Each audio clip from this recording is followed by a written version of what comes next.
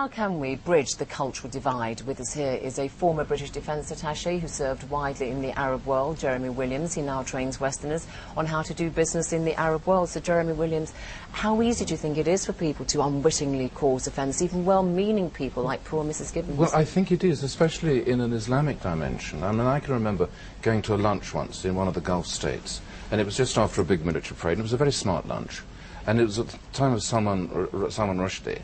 And one young man jumped up and seized a knife and said, "I will kill him now." I mean, the other 200 people were busying themselves with their knives and forks.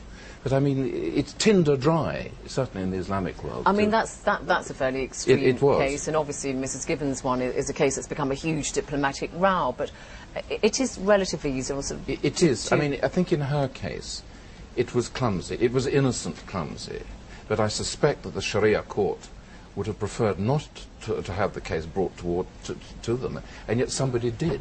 So then they have to face it. It's the different cultures, though, isn't it? Yes. I mean, one parent at the school where she was teaching said, look, a teddy bear in the Sudan doesn't denote a cuddly, comforting creature, but a wild animal, and the last thing you want to do is call it Muhammad after the Prophet. Well, I mean, it's hugely unfortunate. The whole thing is unfortunate.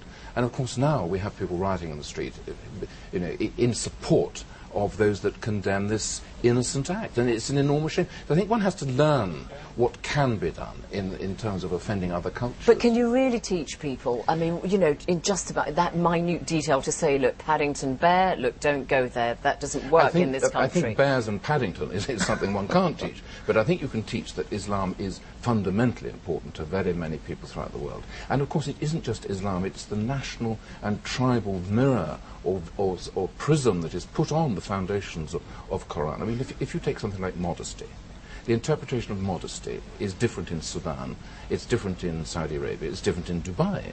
But the Quran requires, as I'm sure you know, just modesty, and how you interpret that. So you have to learn about Islam, you have to learn about the culture that applies Islam in its own style. So you've got somebody who comes to you and says, Jeremy Williams, train me, I'm going to the Arab world somewhere. What would you say to them? I mean, when it comes to hospitality, for instance, would you give them do's and don'ts? Well, first, be patient. Take patience. If you're not patient, don't go near the Arab world. Patience and resilience. And hospitality, it goes straight back to desert heritage. Think about the reputation of someone. They have nothing. They have a goat, they have a camel. It's their reputation of hospitable, maybe noble, maybe brave, a good poet.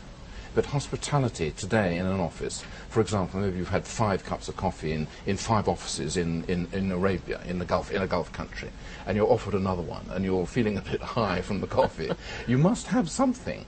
That you cannot wave hospitality away. You may have to say, could I have oranges, could I have coffee, could I have a biscuit, could I have a glass of water. What you cannot do is to wave hospitality away, because you touch deeply on a heritage which comes straight from the desert. Hospitality is a very important thing, and I teach that in my lectures. I teach people the twiddle, how to, after 1 cup, 2 cups. Oh, I don't know about the twiddle. Well, What's you the must twiddle? come to one of my courses. Well, no, but clearly I need to.